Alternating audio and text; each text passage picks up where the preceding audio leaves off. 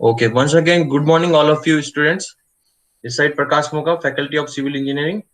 In the last lecture, in the last video, we have discussed about the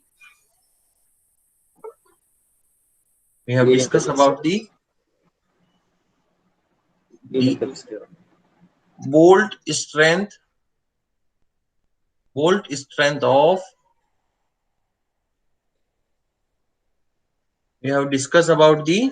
bolt strength of bearing type of bolt, है ना. इसमें bolt strength में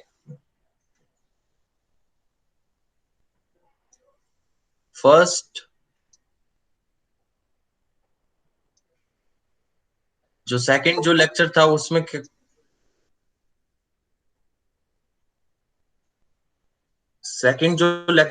क्या पढ़ा था, shear strength and, और जो लास्ट जो अपन लेक्चर यस्टरडे जो था वो था बियरिंग स्ट्रेंथ.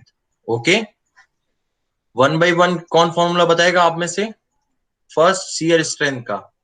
शियर स्ट्रेंथ में आपको बताना है डिजाइन शियर स्ट्रेंथ या capacity of bearing type bolt BDSB. अब इसका फॉर्मूला कौन बताएगा आप में से. Anyone who have remember this formula?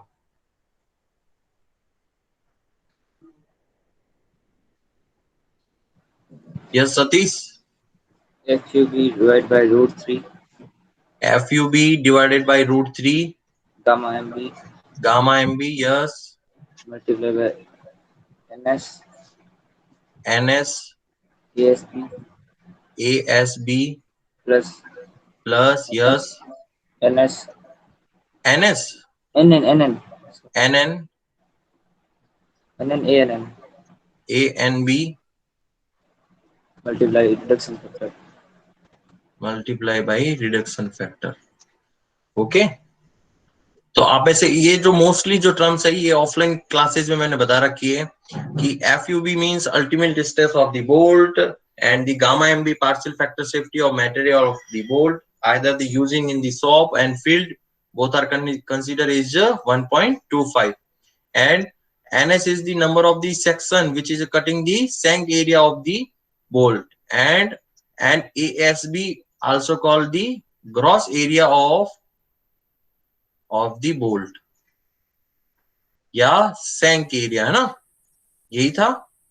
और NN और ANB नेट सेक्शन जहां थ्रेडेड पोर्शन को कट करें. Then reduction factor, there are 3 different types of reduction factor, beta LJ, beta LG and beta.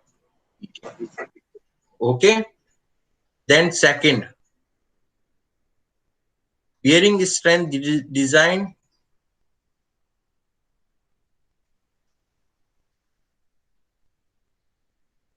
Design bearing strength of bolt. Yes, Aditi. Now is your turn. इसका formula बताइए आप. Am I audible to you? Yes, sir. हाँ. Sir, 2.5 kb FU. 2.5 kb FU. Yes. Into area. Area. D into T. Upon gamma MB. Gamma MB. Where terms is kb is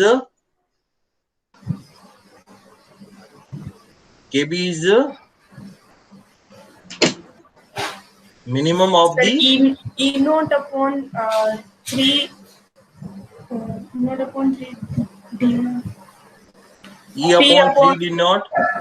P upon 3 D naught minus 0.25 चाहिए. Yes. 1 और एक FUB upon FU. तो इन चारों factor से जो minimum value होगी केबी की, वो उस वैल्यू को क्या करना है, कंसीडर करना है. Okay, then D into T, ये क्या है, बियरिंग एरिया. और इस बेरिंग एरिया को कैसे फाइंड आउट किया था, प्रोजेक्टेड वाला। D is where diameter of the bolt, जहां पे अगर डी लिखा है उसका मतलब है diameter of bolt, and D naught लिखा हुआ तो diameter of the hole. Hole. Okay, ये टेबल नंबर 19 से आप डायमीटर ऑफ होल निकाल सकते हो of the IS code 800 2007। Okay, यहां तक क्लियर सबका? ओके, ये तो था आपका बियरिंग टाइप्स ऑफ बोल्ट की स्ट्रेंथ, आइदर दी शियर स्ट्रेंथ और बियरिंग स्ट्रेंथ। तो बियरिंग टाइप्स ऑफ बोल्ट कहीं पे भी नजर आए जिस कनेक्शन में आपको गिवन हो, तो उसमें दोनों स्ट्रेंथ निकालनी है और फाइनल आपको नोट डाउन करना है बोल्ट वैल्यू, मींस बोल्ट की स्ट्रेंथ हो जाएगी minimum of the VD SB और वीडी पीबी। ओके, अब आते हैं नेक्स्ट इंपोर्टेंट क्लास में। आज का जो चैप्टर रहेगा वो ये है कि अभी तक अपन एक क्वेश्चन सॉल्व किया था जो सेंट्रिक कनेक्शन था। लास्ट जो क्वेश्चन सॉल्व किया था उसमें क्या था कि मोस्टली अगर मैं कंसीडर करूं for the thickness this value F और another thickness is resisting force F by the help of two cover plates। ये कौन सा कनेक्शन है, किस टाइप का कनेक्शन है? कौन कौन बताएगा आप में से?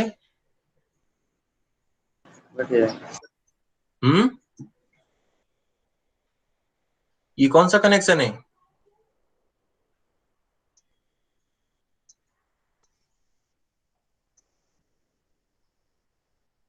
ये कनेक्शन कौन सा टाइप का, किसी को नहीं पता? But connection.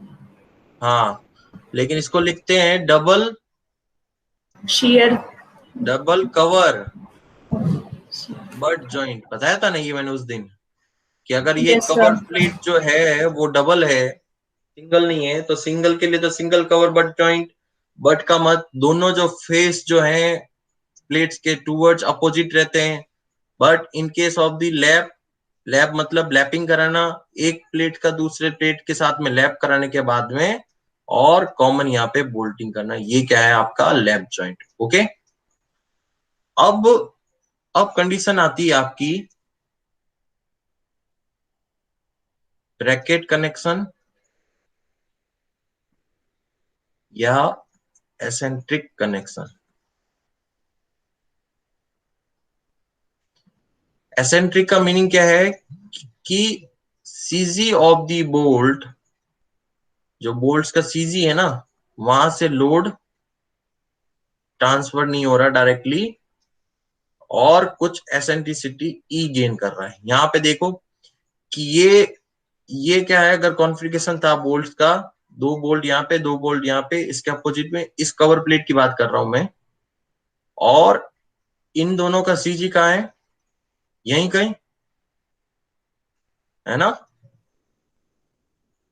ये तो बटिंग फेस, और इन दोनों पॉइंट का सीजी कहाँ होगा, यहाँ पे एकदम मिड में, और फोर्स की डायरेक्शन भी क्या है, एफ। तो ये क्या है, सारा सेंट्रिक एक्सियल कनेक्शन है ना। तो इसमें ई की वैल्यू तो 0 है। But in case bracket connection कैसे, इफ यूज जस्ट लाइक, ये क्या है, आई सेक्शन। ओके, ये प्लान, और इसके नीचे बना रहा हूं मैं इसका एलिवेशन। अब ये क्या है भाई, इसका वर्टिकल कंपोनेंट, और ये प्लान ऊपर क्रॉस सेक्शन एरिया हो गया, और ये बीच में क्या है, इसकी वेब की जो थिकनेस है ना वो।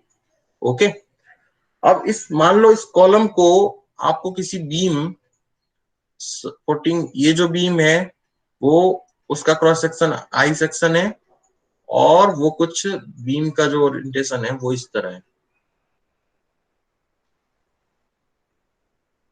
मतलब इसमें आई सेक्शन अगर यहां से कट करूंगा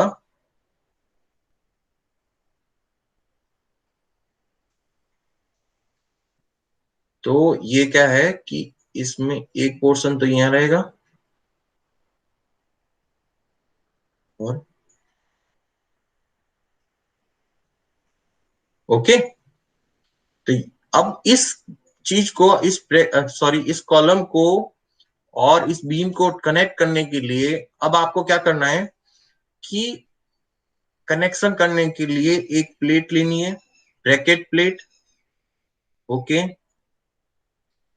ये ब्रैकेट प्लेट कैसे होगी, इस टाइप की इंक्लाइन, और इस पोर्शन को क्या रखना है यहाँ पे, है ना। मतलब अगर मैं सिंपल लाइन डायग्राम बनाऊं तो ये है आपका कॉलम। ओके, इस कॉलम से इसके सेंटर पॉइंट से इस डिस्टेंस पे ये क्या है, इसका एंड बीम का।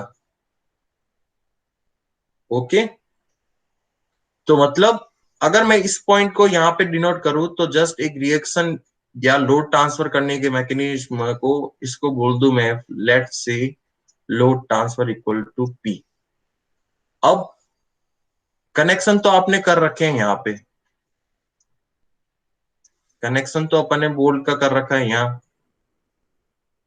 ओके, और इन बोल्ट का कहीं ना कहीं क्या है, सीजी जो है वो इस लाइन से और इस लाइन से क्या है यहाँ पे, इस पॉइंट को क्या बोल सकते हैं, इसका सीजी ऑफ दी बोल्ट्स, है ना। बहुत सारे जो बोल्ट्स है ना, इनका सीजी का है यहाँ पे। तो मतलब सीजी ऑफ दी बोल्ट्स और जो लोड है उनके बीच में क्या है, एसेंट्रिक, मतलब वो पैरेलल लाइन में नहीं है। इसी एसेंट्रिक के वजह से इन बोल्ट्स पे एडिशनल शियर फोर्स या शियर स्ट्रेस एक्सर्ट होगी ड्यू टू मूवमेंट, है ना, कल बताया था।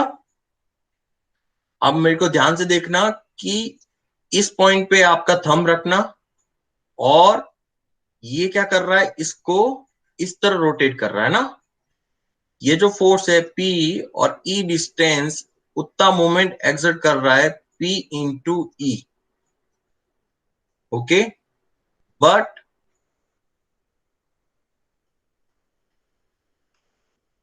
ये जो मोमेंट है यहां पे क्या लग रहा है, इसके इस पॉइंट पे लग रहा है आपके मोमेंट M, सीजी पे लगेगा। समझ में आया ये वाला पॉइंट।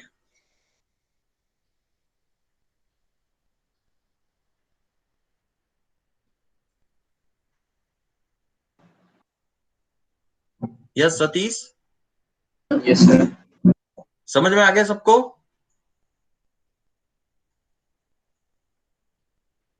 आगे बढ़ू, आगे और समझ में आएगा, इसका अपन एनालिसिस करेंगे किस तरह कैसे इसको सॉल्व करते हैं। अभी के लिए क्या करना है, इसका सीजी और इस फोर्स के बीच में क्या है, कुछ एसेंट्रिसिटी ई।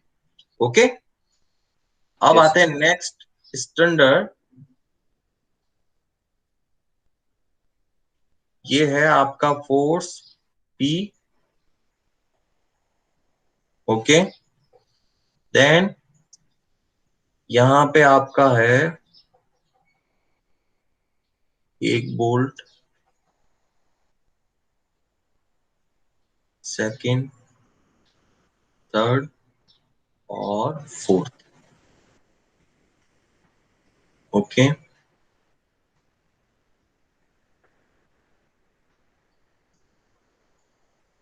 डन।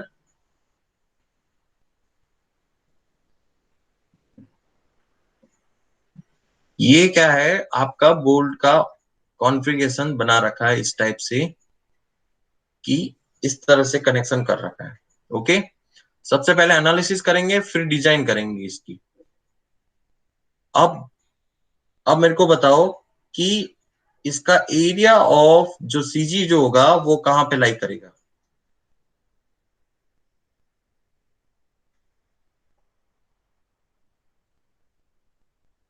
कौन बताएगा आप में से।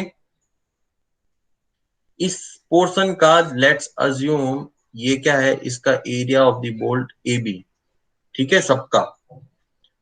ओके, तो इसका सेंट्रोइड जो है वो कहां लाई करेगा, कौन बताएगा आप में से?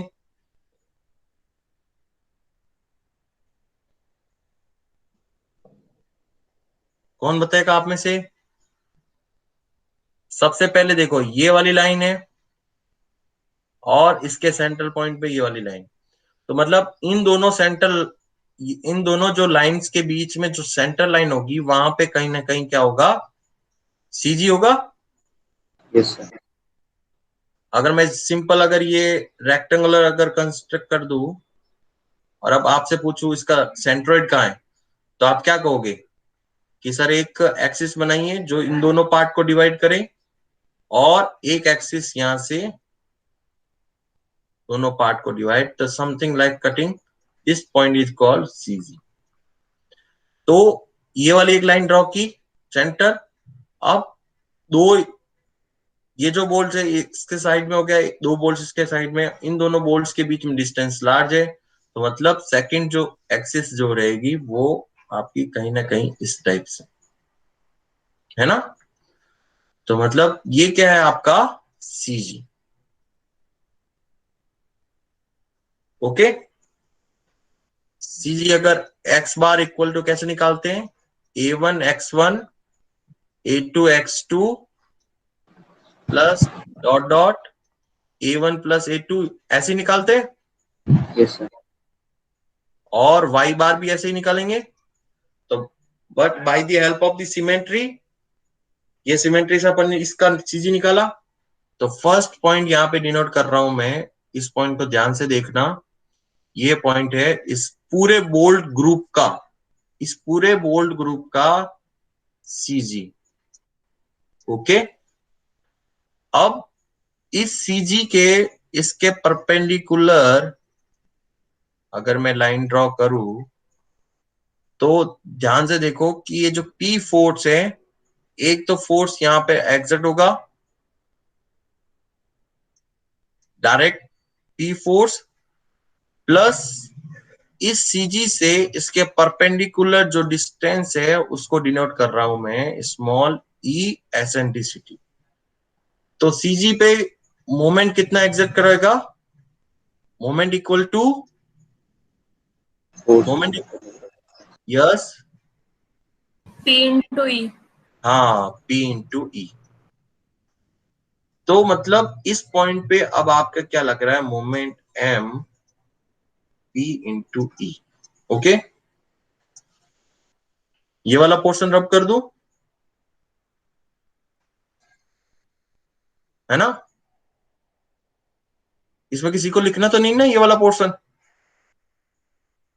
Note कर लिया, sir. ओके,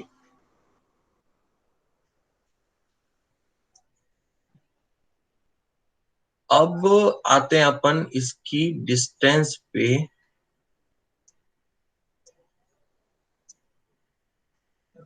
ग्रीन, अब ध्यान से देखो कि ये मैंने लाइन ड्रॉ कर दी इसकी, एक तो ये एक्सिस, एक ये। अब इस सीजी से बोल्ट, इस बोल्ट की डिस्टेंस R1, सेकंड जो बोल्ट है उसकी डिस्टेंस है R2, इसके सेंट्रोइड से इस सीजी के बीच में।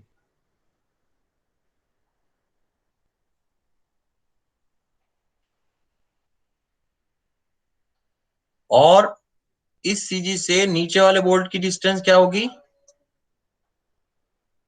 लेट्स अज्यूम R3, एंड सबसे फार पॉइंट क्या है, सबसे लास्ट वाला जो पॉइंट है वो क्या है, R4। ओके, तो इससे क्या पता चला होगा कि इस सीजी से हर बोल्ट की रेडियल डिस्टेंस, मतलब इन दोनों को मिलाने वाली जो डिस्टेंस है वो आपने फाइंड आउट कर दी R6, R7 and R8। Okay, okay, यहां तक क्लियर। Yes, sir. तो R1, R2, R3 ऐसे ऐसे करके, ऐसे ऐसे करके RN, RN का मतलब nth बोल्ट तक आपको डिस्टेंस मेजर करनी है आर की। ओके, देन अब ध्यान से सुनो कि इस पॉइंट से इसकी डिस्टेंस कितनी ई, और इस पॉइंट पे मोमेंट जो एग्जर्ट कर रहा है वो क्या है, m equal to P into. यहां तक क्लियर। अब let's assume bolt number B1। B1 को ध्यान से देखना, ये जो B1 बोल्ट है, इस B1 बोल्ट पे फर्स्ट तो क्या लग रहा है, एक तो लगेगा इसके ऊपर F1। F1 को डिनोट करो आप direct shear force due to load P। Okay, यहां तक कोई दिक्कत? No sir. ओके, सेकंड जो है इस पॉइंट पे, इस पॉइंट पे ऐसे समझो कि ये पॉइंट जो है वो इसका सेंट्रोइड है ये, और पूरे बोल्ट ग्रुप का जो सीजी है वो ये। Okay, then vertical force is F1 and radial distance equal to R1 and moment exert this one M। okay, अब ड्यू टू दिस मोमेंट इस पे क्या लगेगा, एक एडिशनल शियर फोर्स लगेगा, इनडायरेक्ट शियर फोर्स। वो उस शियर फोर्स की डायरेक्शन रहेगी इस पर्टिकुलर रेडियल लाइन के परपेंडिकुलर F2। क्यों लगेगा भाई? क्योंकि अगर मैं, आपने 100 में पढ़ा होगा कि ये एक सॉलिड शाफ्ट है और उस पे ट्विस्टिंग मोमेंट T एग्जर्ट कर रहा है, और किसी पॉइंट पे, इस पॉइंट पे रेडियल डिस्टेंस R पे जो स्ट्रेस लगेगी वो टॉ इक्वल टू क्या होगा, T divided by J multiply by R। Torsional formula पता है कि नहीं आपको? Tau yes by T by J and theta divided by L। जी। तो इस पॉइंट पे स्ट्रेस एक्सर्ट होगी टॉ, तो फोर्स जो होगा वो क्या होगा, इस रेडियल लाइन के परपेंडिकुलर होगा कि नहीं होगा? यहां तक क्लियर? इस ये वाली जो रेडियल लाइन है इसके परपेंडिकुलर 90 डिग्री, और F2 क्या हो गया, हो गया, लोकेशन पता चलेगी।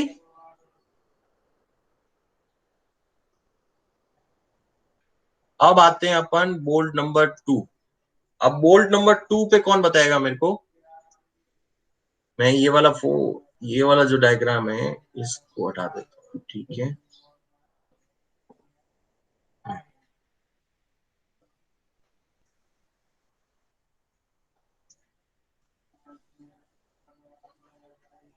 अब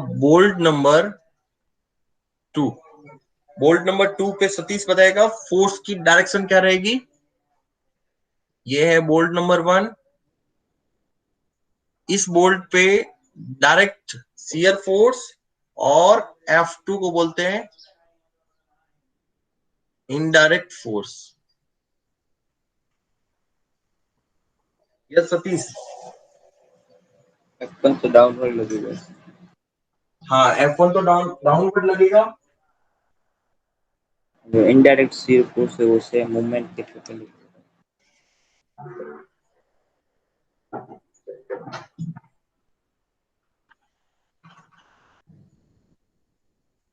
F2 कैसे लगेगा,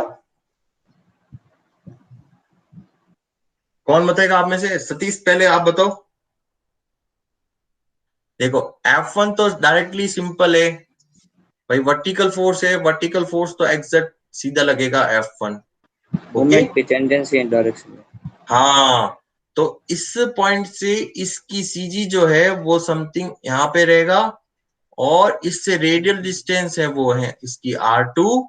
इस रेडियल डिस्टेंस के परपेंडिकुलर, इस रेडियल डिस्टेंस के परपेंडिकुलर क्या लगेगी, इनडायरेक्ट। फोर्स लगेगा यस। F2। Okay,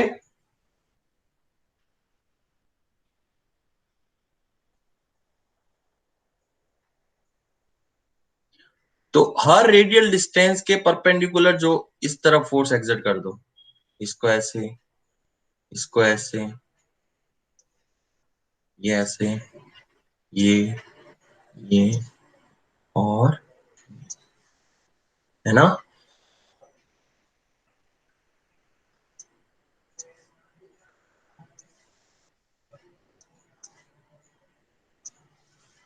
okay. अब आते हैं अपन कि F1 और F2 की जो वैल्यू है वो कैसे फाइंड आउट करनी है ना। ओके, यहां तक क्लियर सबको, सर यहां तक क्लियर है ना सबको।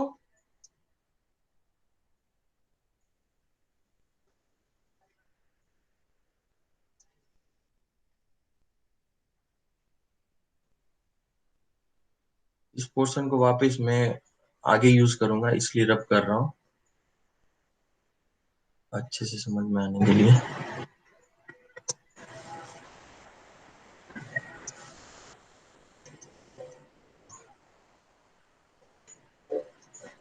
ये है इसका सीजी,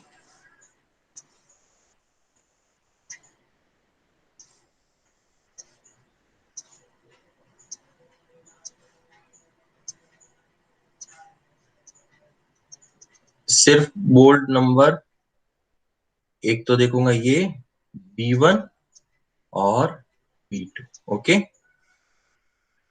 B1 पे फोर्स है पहला F1, और दूसरा इसके परपेंडिकुलर लाइन है F2। इन दोनों फोर्स के बीच में डिस्टेंस क्या है, एंगल θ1। ओके, सेकंड जो है बोल्ट नंबर B2, उसकी रेडियल डिस्टेंस है R2, और उस पे वर्टिकल फोर्स लग रहा है F1, और टेंजेंशियल फोर्स लग रहा है F2। ओके, F1, सबसे पहले F1,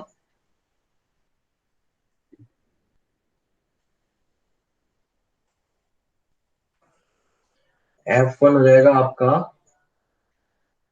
direct shear, direct shear force due to axial load P। Axial load P यहाँ पे क्यों लिखा है, क्योंकि अब मैंने P को यहां से इस वाले पोर्शन में ट्रांसफर किया, तो ये P।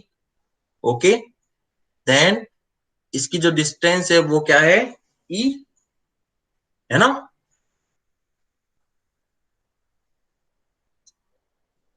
तो फर्स्ट चीज है F1 equal to direct shear force due to axial force P। Okay, then if n number of bolts are present in a connection, यहां पे n की वैल्यू कितनी है, 8। n की वैल्यू यहाँ पे कितनी है, 8। और लेट से अपन अपने केस में तो यहां लिख सकते हैं भाई, अभी अपने पास है n इक्वल टू 8। तो टोटल जो बोल्ट्स है वो n है, और उन टोटल बोल्ट्स पे ध्यान रखना, इन उन टोटल बोल्ट्स पे एक्सियल फोर्स लग रहा है P। ओके, तो एक बोल्ट्स पे एक्सियल जो फोर्स लगेगा F1 वो कितना होगा? P/8. P/8, 8. राइट। 8 की जगह मैं लिख रहा हूं डायरेक्टली एक्सप्रेशन P/8। ये अपन ने फाइंड आउट कर दी इक्वेशन नंबर 1। F1 की वैल्यू अपन ने फाइंड आउट कर दी। अब आते next coming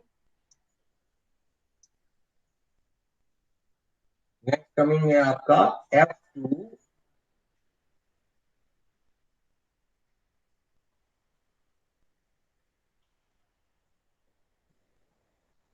indirect shear force due to torsion, या जो मोमेंट है M P into E। Okay,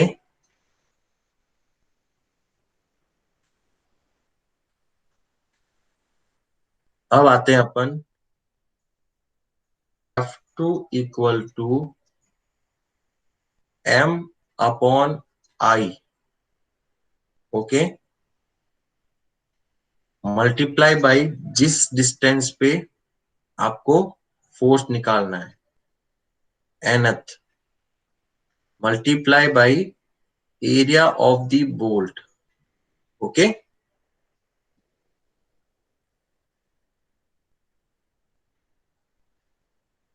tau by R T by J. याद आ गया? टॉ की जगह क्या लिख सकता हूं मैं? F2 divided by A B. ये कोई नहीं बताएगा आपको कि कहां से आया फॉर्मूला, डायरेक्ट बुक में ये लिखा हुआ है। जस्ट क्योंकि बताने का रीजन ये है कि क्योंकि आपको रिकॉल होना चाहिए, आपकी सोम के अकॉर्डिंग ये है कि भाई उस पॉइंट पे shear stress tau equal to directly torsional moment divided by polar moment of inertia multiply by R distance, जिस डिस्टेंस पे शियर स्ट्रेस निकालनी है।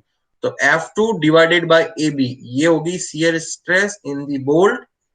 टॉ इक्वल टू, या टी की जगह क्या लिखा हुआ है? टॉर्जनल मोमेंट M, और J की जगह polar moment of inertia I multiply by R। R मतलब जिस बोल्ट की बात कर रहा हूं, nth बोल्ट की। तो F2 equal to M upon I multiply by nth, R N H जिसकी distance radial distance multiply by A B. Okay, जहां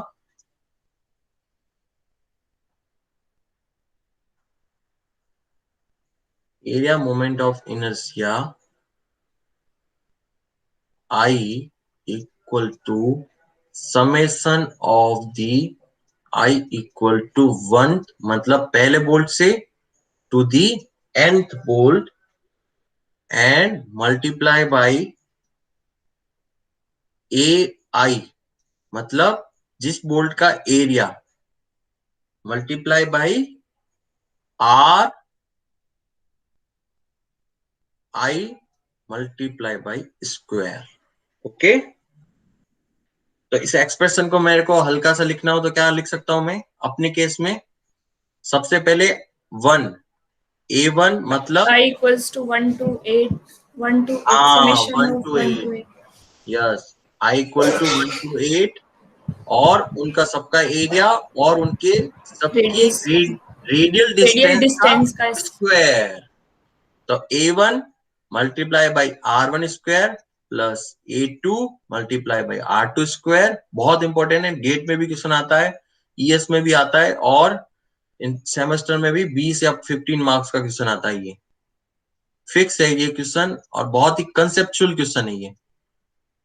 A4 R4 S4, क्या तक क्लियर?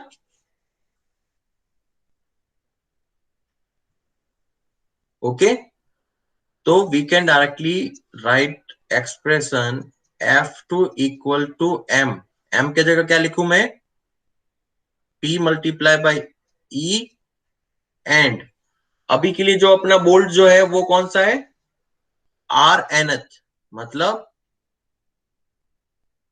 R1 और R2 जिस बोल्ट की बात कर रहे हो, मल्टीप्लाई बाई उस बोल्ट का एरिया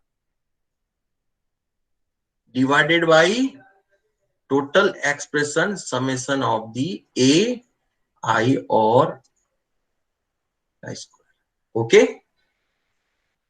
ये होगी आपकी इक्वेशन नंबर सेकेंड। अब आता है एक लॉजिक क्वेश्चन जो आपसे मैं पूछूंगा कि कल जो बताया था expression, let's assume this one is CG and bolt number 1, इस पे डायरेक्ट फोर्स लग रहा है F1 और इस रेडियल से परपेंडिकुलर फोर्स लग रहा है इनडायरेक्ट शियर फोर्स F2, और इन दोनों के बीच में कितना है थीटा।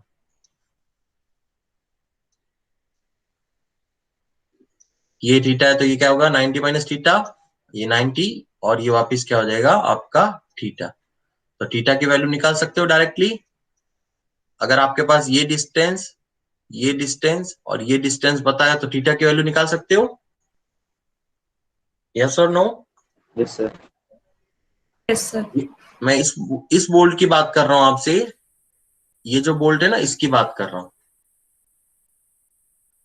कल एक मैंने पैरेललोग्राम्स बताया था कि अगर दो forces, vector forces F2 and F1 and between angle equal to theta, what will the value of the resultant force FR? FR की रिजल्टेंट वैल्यू क्या होगी? Under root of F1 square plus F2 square plus 2F1 F2 cos theta. Okay, very good. F1 square plus F2 square plus 2 times of the F1 F2 और cos theta. तो resultant जो force है, ये जो resultant force है, ये coming क्या होगा आपके पास, क्या आएगा total shear force on the bolt number 1 या nth बोल्ट।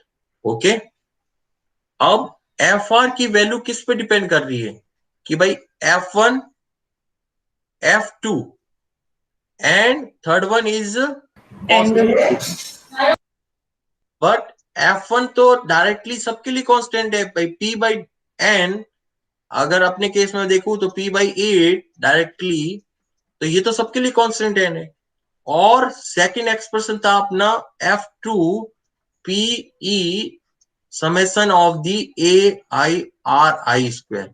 तो AI और R स्क्वायर तो समेशन सबके समान, मल्टीप्लाई बाई यहां पे क्या था RNth और AB।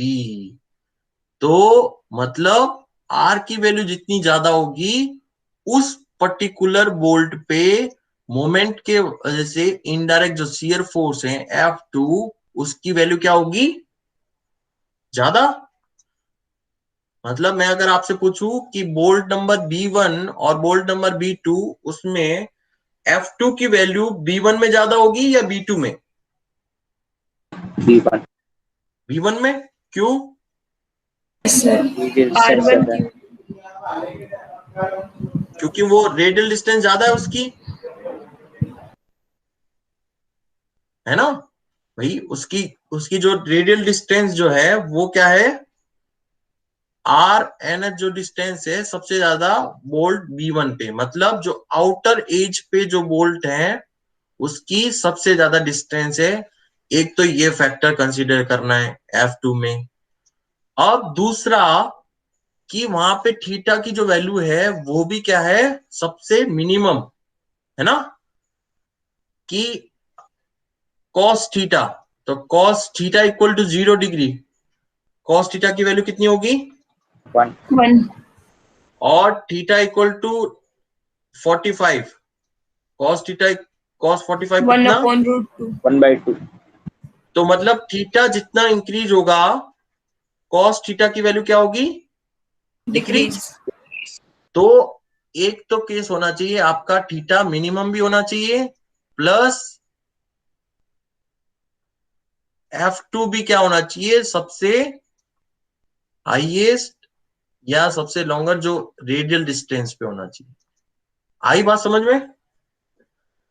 तो पहला कैलकुलेट करना है F1, फिर दूसरा कैलकुलेट करना है F2, और वो भी कैलकुलेट करना है for the R maximum value. Then find out this point, और इस पॉइंट के लिए आपको क्या निकालना है? थीटा। और ये जो थीटा होगा उसमें वैल्यू पुट करनी है।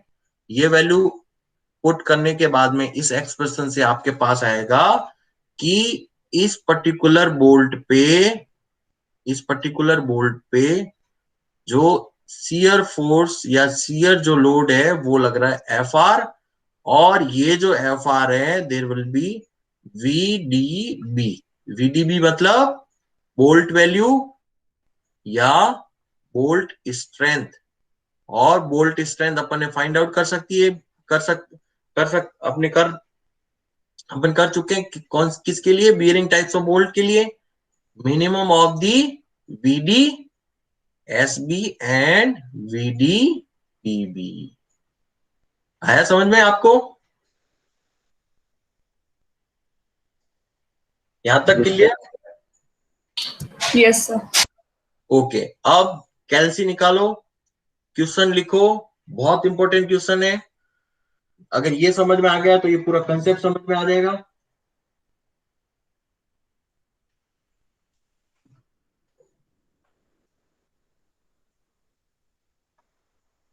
नोट डाउन करो। yes, sir. क्वेश्चन 1 आज का 5-4। A bracket bolted connection, a bracket bolted to a vertical column,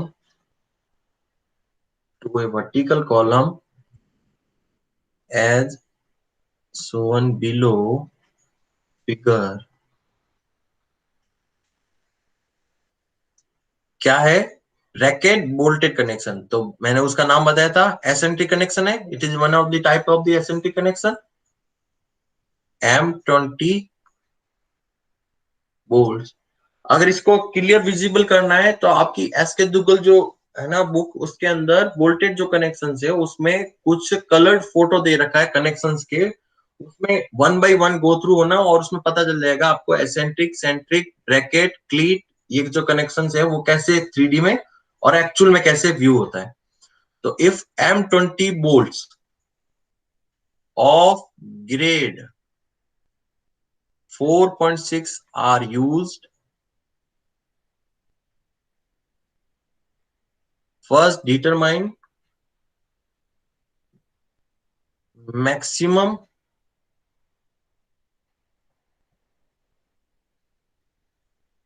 determine the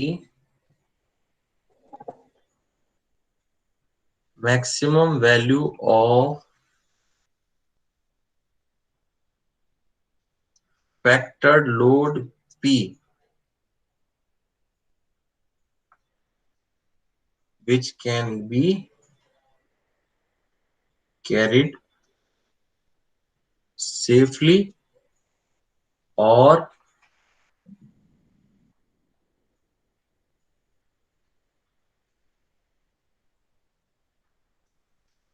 given जो फिगर है वो कुछ इस तरह है। साथ साथ में ये लिख रहे हो ना आप? Yes, sir. ये आपका एक कॉलम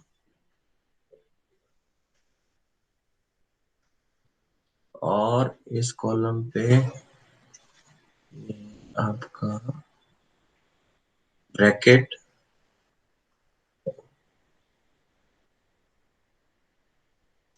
ओके, ये सेंटर लाइन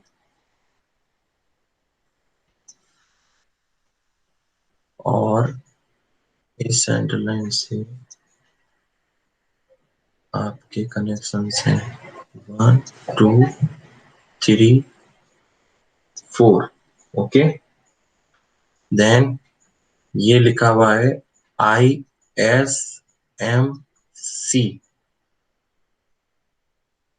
और ये लिखा हुआ है 10 mm प्लेट। बहुत अच्छा क्वेश्चन है, कंसेप्ट काफी क्लियर हो जाएंगे। एक तो बियरिंग टाइप्स ऑफ बोल्ट्स, और उसके लिए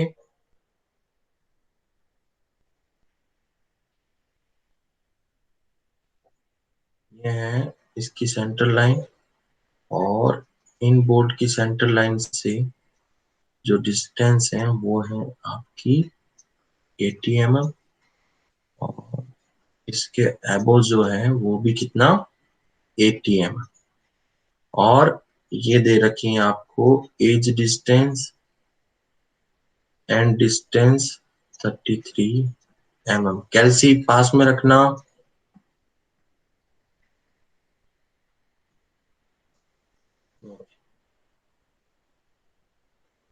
हरि सिंह, नारायण, सावल, सतीश।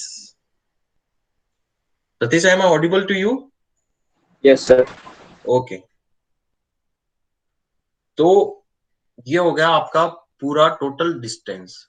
ओके, और इस बोल्ट की सेंटर से इस लाइन, सेंटर लाइन से कितनी डिस्टेंस है 60 mm।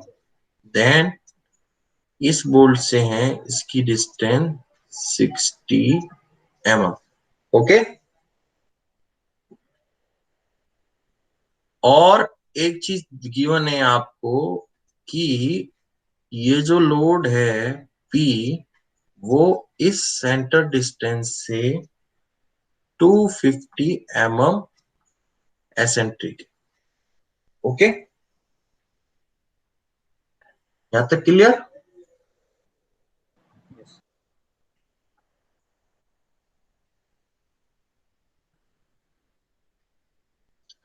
और ये दे रखा है इंडियन स्टैंडर्ड मीडियम, सी मतलब चैनल, और which is the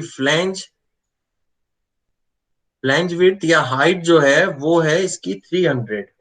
okay, and thickness equal to channel, this equal to 7.6 mm। ये गिवन है। नहीं है ये गिवन तो SP16 जो हैंडबुक है ना आपकी, स्ट्रक्चरल जो हैंडबुक है, उसमें इसकी प्रॉपर्टीज दे रखी है, और उसकी थिकनेस देख लेना। थिकनेस ऑफ दी वेब वाले जो पोर्शन है टीबी, वो कितना है। अभी के लिए 7.6 mm अभी अज्यूम कर लो। ओके, करें start?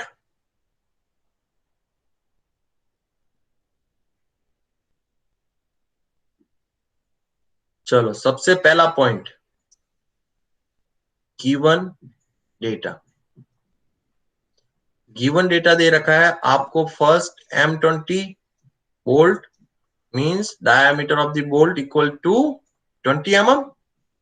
Then grade of the bolt दे रखा है 4.6, which mean directly FUB equal to 400 400।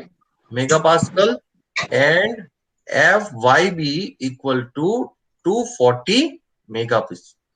ये डायरेक्टली 4 मल्टीप्लाई बाय 100 और 0.6 multiply by this value 400, directly reflected 240 megapascal. Okay, एक तो ये डेटा दे रखा है। देन अब आपके पास ये चीज दे रखी है कि जो बोल्ट जो है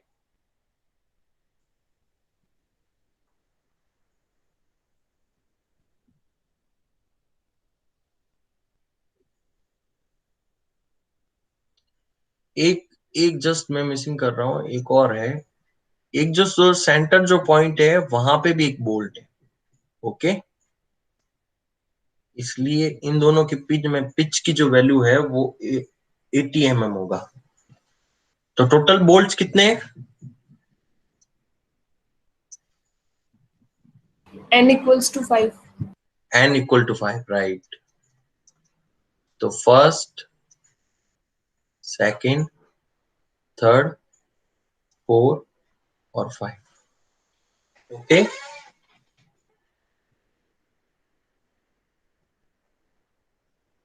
ओके, देन 1 2 3 4 और 5, n equal to directly reflect 5 bolt.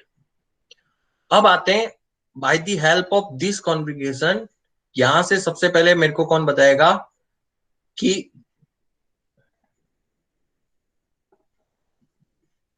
सबसे पहला स्टेप रहेगा आपका बोल्ट की स्ट्रेंथ फाउंड आउट करना है। ठीक है, बोल्ट की स्ट्रेंथ फाइंड आउट करने के लिए VDP equal to minimum of the VDSB shear में प्लस VDPB किसके अंदर, बियरिंग में। ओके, देन सेकंड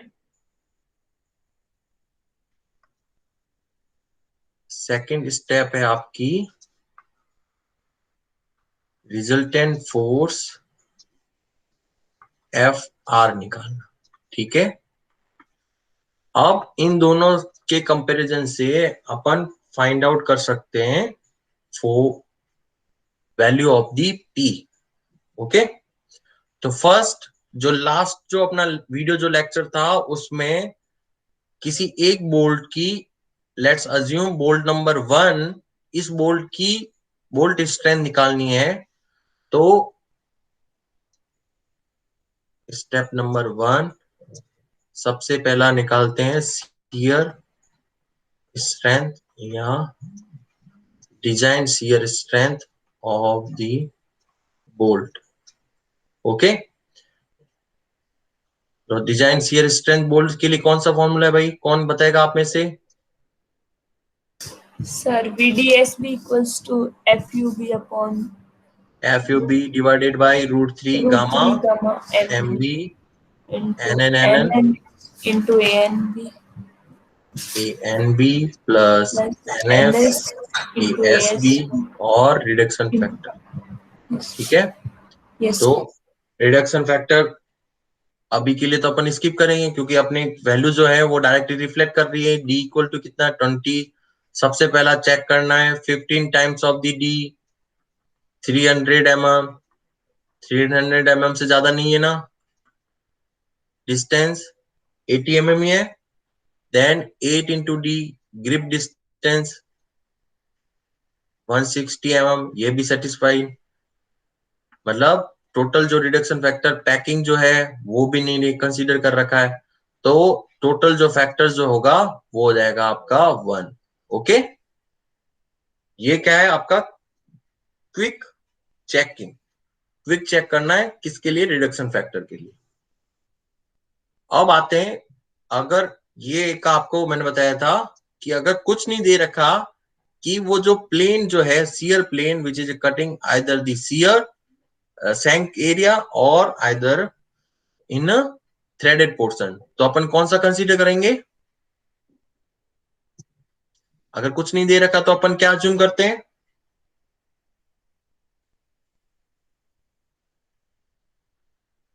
क्या अज्यूम करते हैं? बताया था ना उस दिन, सेफर साइड में जाने के लिए अपन क्या अज्यूम करते हैं? Sir, इसको 0 मानते हैं ना, NN assuming equals to that. 1.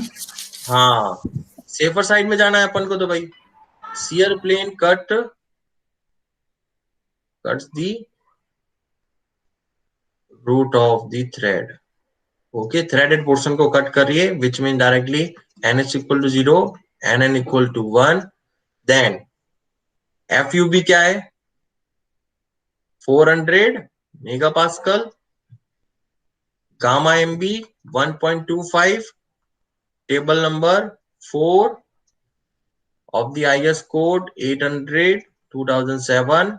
Then ANB के लिए क्या बताया था, 0.78 multiply by 5/4 D square. D मतलब डाया, डाया कितना यहाँ पे गिवन 20। इसकी वैल्यू कितनी आएगी,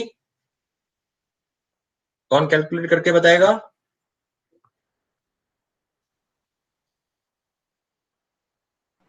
टू 45.04 245.04, तो अप्रोक्सीमेट 245 mm आ गया। ठीक है, ओके। देन अब निकालना VDSB equal to 400√3 multiply by 1.25 multiply by area 1 into NN की वैल्यू 1 और 250 और 10 की पावर -3, ये डायरेक्टली रिफ्लेक्ट आएगी। क्या वैल्यू आएगी भाई, कौन बताएगा फटाफट? कैल्शियम में पुट करो वैल्यू।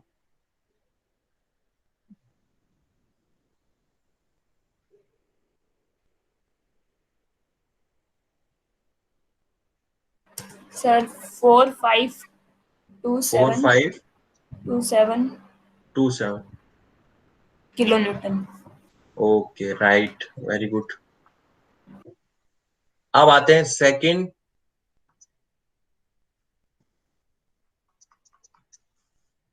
सेकंड निकालना है design bearing strength of bolt M20 VD/PB।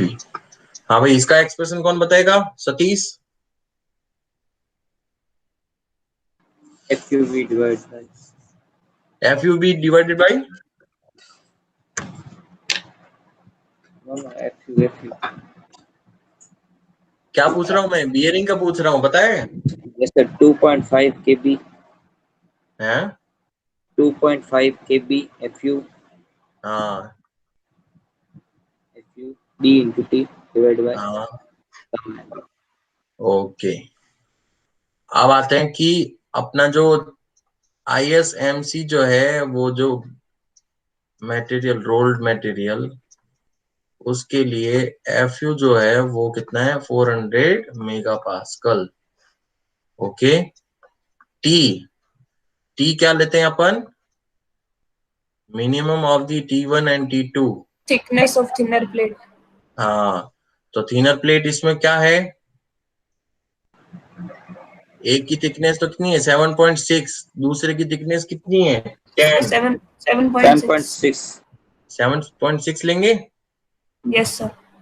Okay, तो 7.6 mm और D की वैल्यू 20 mm दे रखा है। अब बचा क्या? KB। तो KB को बाहर निकालो यहाँ पे। KB equal to minimum of, फटाफट, E E divided by by 3D0। P divided by 3D0 minus कितना? 0.25. 0.25। FUB divided by FU FU और 1। 1. इसके करस्पॉन्डिंग सभी वैल्यू निकालो, फटाफट निकालो। E की वैल्यू है 33 divided by 3 into multiply by 22 which equal to directly 0.5। 0.5 हाँ, पिच इक्वल टू कितनी है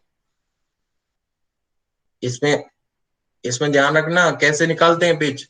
ये है फोर्स P, इसको फर्स्ट ट्रांसफर करेगा यहाँ पे एक्सियल, तो लोड की डायरेक्शन किसके डायरेक्शन में? ये, तो ये जो direction centre to centre distance होगी वो पिच होगी, और इसके परपेंडिकुलर जो डिस्टेंस होगी वो क्या होगी? उसकी grip length. Okay, 120 mm. Which? 120 mm कैसे आएगी बेटा? 80 लोड कहाँ? लोड के डायरेक्शन अच्छा, में yes sir, yes sir. 80 mm. हम्म 80 mm. 80 या mm. 60 mm लेना है? तो गौ जाएगी बस। वो गॉज लेंथ है ना? Yes sir. Yes sir. हाँ, यहाँ पे ध्यान रखना इस चीज का, यहीं पे मार्क्स कटते हैं। तो 80 डिवाइडेड बाई 3 माइनस 0.25 कितनी value I?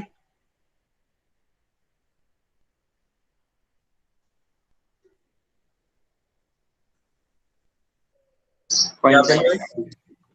0.9। 612 0.962.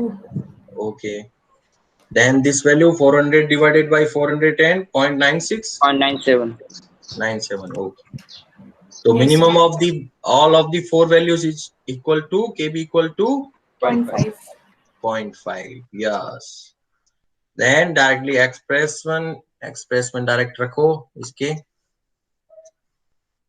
VD PB equal to 2.5, kb equal to 0.2, sorry 0.5, and fu कितना है 410, d 20, thickness 7.6 divided by 2.5 या 1.25, 1.5 हाँ, मल्टीप्लाई बाय 10 की पावर -3 किलोन्यूटन में आंसर दो।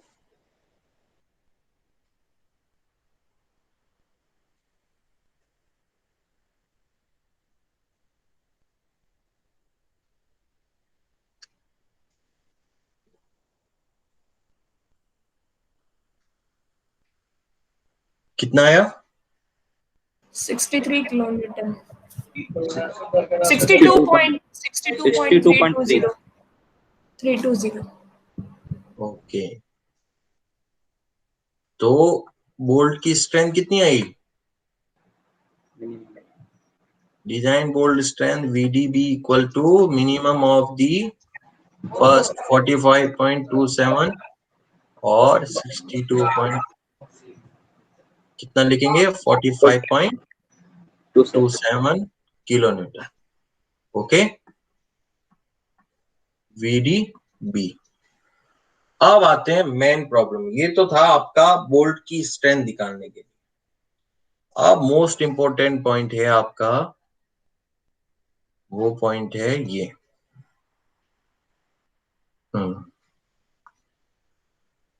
इस पॉइंट में यहां से देखो, फर्स्ट ये R1, ये R2, R3, R4। तो by the help of figure we can directly say R1 equal to R2 equal to R3 or R4. Am I right or wrong?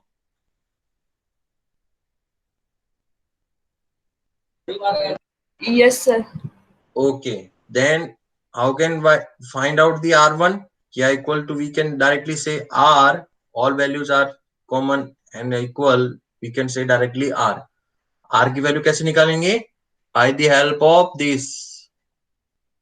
Okay, this ये कितनी है 80 mm और ये है 60 mm, तो कितना हो जाएगा 80 square plus 60 square equal to कितनी वैल्यू आई 100 या 64 और 36 100 आया ना 100। अब एक चीज और रह गई इसमें भाई, 4 बोल्ट्स के लिए तो आपने डिस्टेंस निकाल दी, लेकिन 5th नंबर बोल्ट के लिए कितनी डिस्टेंस होगी 0। Very good. तो R5 की वैल्यू क्या हो जाएगी 0। ओके, क्योंकि इसके सेंट्रोइड पे ही क्या आ गया CG of the bolt group. Okay, then first निकालना है direct shear force F1 equal to P divided by N। In our case N equal to 5, तो फर्स्ट इक्वेशन लिख दो P divided by F। Okay, equation number 1। Second, indirect shear force due to moment M equal to P multiply by E equal to P multiply by 250. Let's assume PR in kilonewton। यहाँ ध्यान देखना, P की value जो होगी find out जो अब करेंगे वो क्या है किलो न्यूटन में, तो इसकी डायमेंशन हो जाएगी kilo Newton multiply by mm। Okay, और F1 की भी क्या यूनिट हो जाएगी किलो न्यूटन में। देन इनडायरेक्ट जो फोर्स था F2 वो किससे निकालते हैं, एक्सप्रेशन कौन बताएगा, अभी क्लास में कराया था P into E into RNH into RNH into AB, area of bolt, area of bolt divide by upon AR square, summation of AIRX. AIR. Okay, अब due to all bolts are of same dia M20, so we can say directly area of the bolts are equal. तो equal है तो F2 equal to P into E multiply by R nth, जिस bolt की बात कर रहे हैं AB, और इस AB को बाहर निकाल सकता हूं मैं अब बोल्ट का, summation of the R square, AB से भी cancel out, P into E R divided by summation R square. Okay,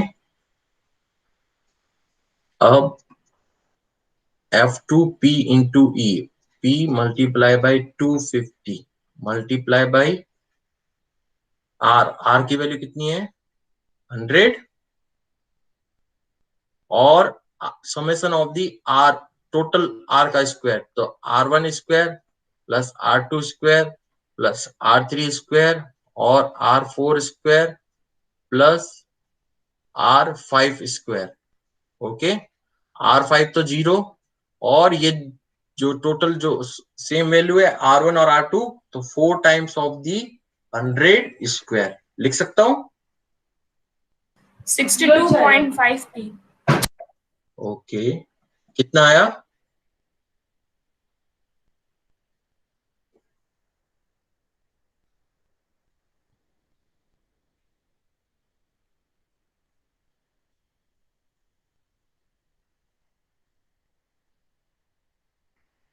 Point 625 P. 0.625 P. 0.625 P. Okay, और इसकी वैल्यू कितनी आ जाएगी 0.2 P, है ना? Yes sir. ये किलोमीटर में होगा, यस सर, है ना? ओके, अब आते हैं अपन फाइंड आउट करते हैं resultant force FR equal to F1 square F2 square two F1 into F2 multiply by cos theta. तो वापिस जाओ भाई, कॉस थीटा की वैल्यू निकालो यहां से. 36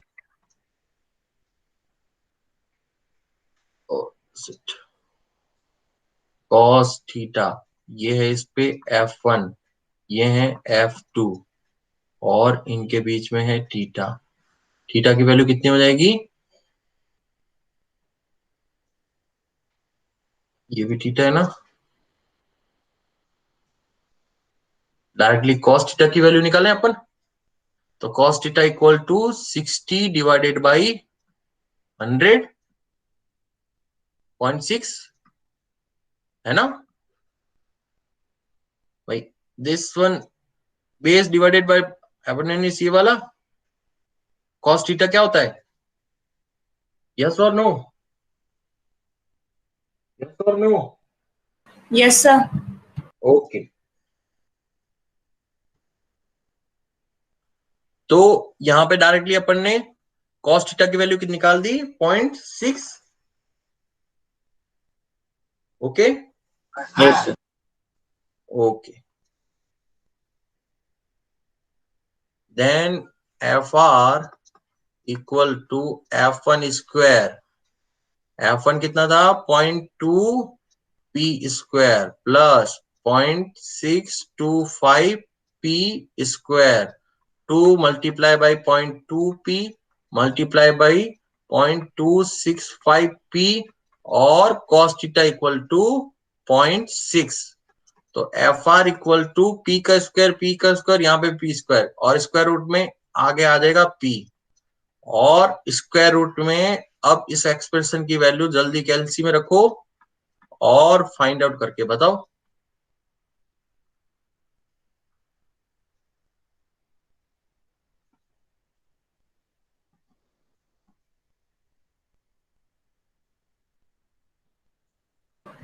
सर 1.27690। वापस चेक करो एक बार, स्क्वायर है ना, और उसके ऊपर स्क्वायर रूट और है।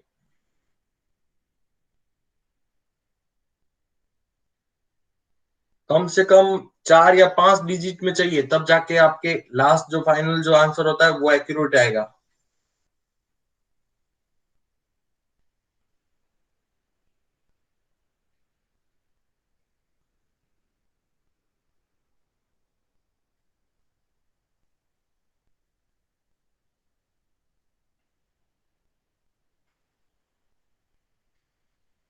कितना है सतीश? 0.76।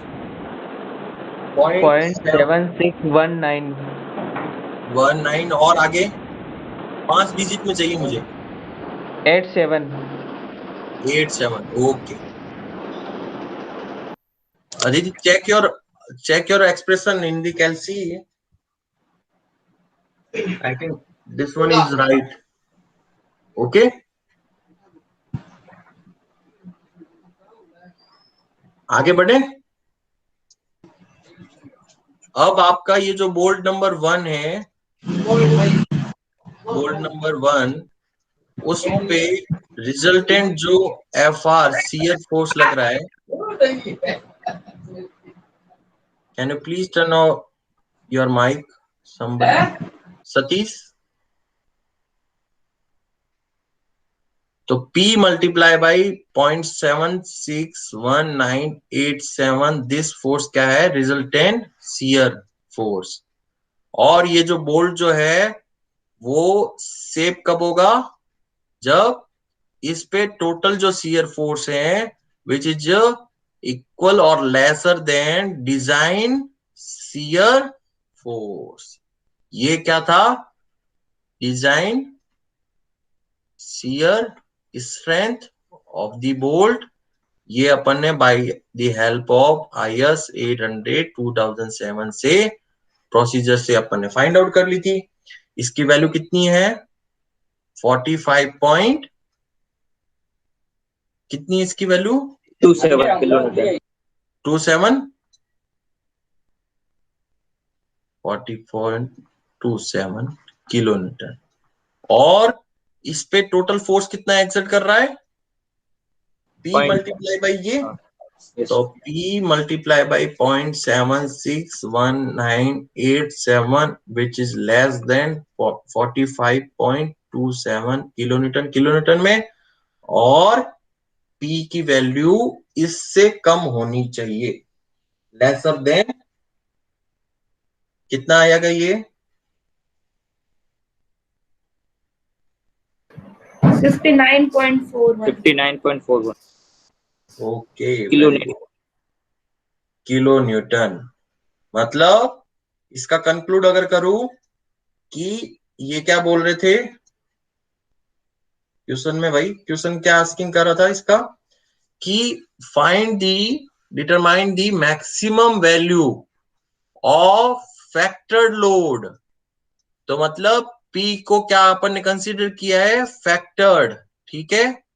तो ये जो P की वैल्यू है should be less than 59.41 kilo Newton.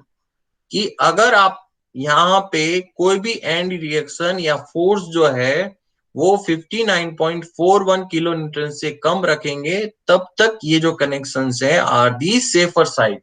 और इवन अगर आपने 60 किलो न्यूटन या 100 किलो न्यूटन अगर एक्सर्ट किया तो ये जो कनेक्शन है विच कैन बी रीडिजाइन और प्लेट कैन बी रीडिजाइन।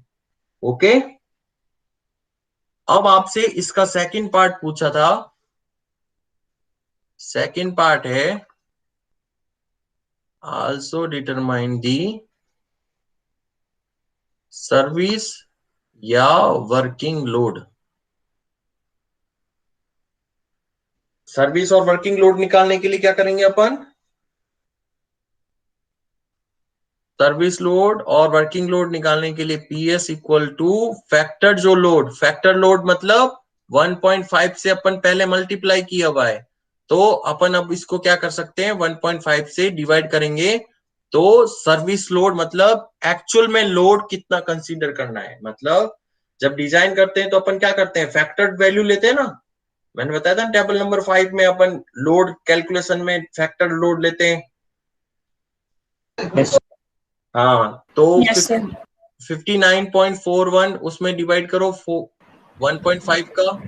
39.60 हाँ, तो अब किलो आपको न्यूटन। सेकंड, हाँ जो सेकंड जो वैल्यू पूछी थी वो पूछी है वर्किंग लोड की, कि 39.60 किलो न्यूटन।